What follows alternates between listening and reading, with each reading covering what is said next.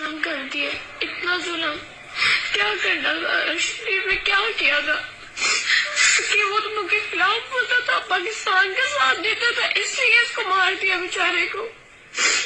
अभी हम रुकने नहीं वाले, जितनों को मारना मारो।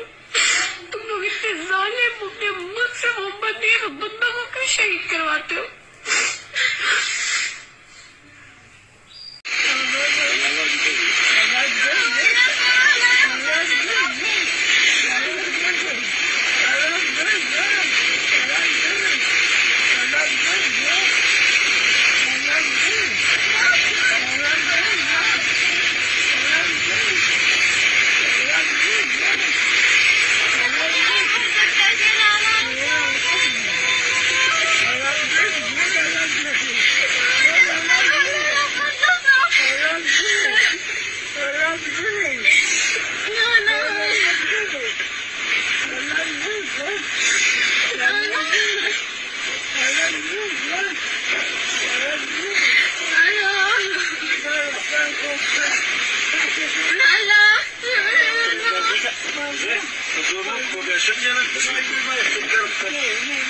Şehid.